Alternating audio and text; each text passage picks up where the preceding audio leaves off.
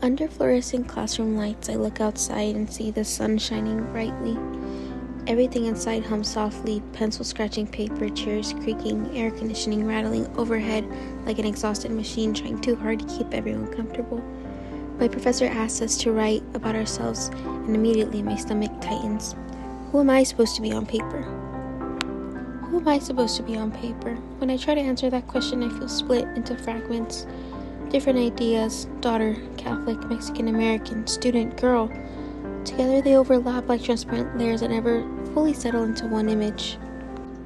Gloria Asandul describes the borderlands as a place created by emotional residue and an unnatural boundary, which describes everything I felt perfectly unnatural.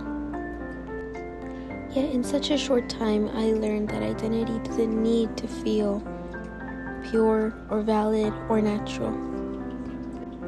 And under the unnatural fluorescent lights, I write. And ironically, despite insisting that I dislike writing, I constantly return to it.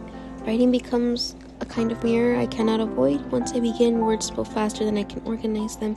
Through writing, I trace connections between memory, identity, and belief. It allows me to hold contradictions together on the page long enough to understand them. And my writing is not just a story, but a testimonial.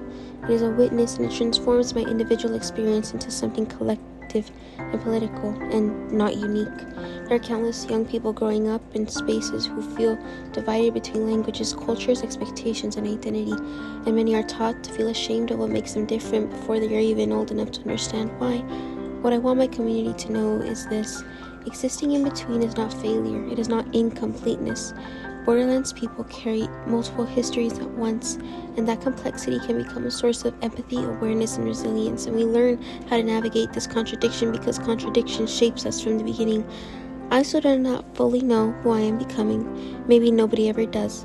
But I know now that identity is not a destination where all uncertainty disappears.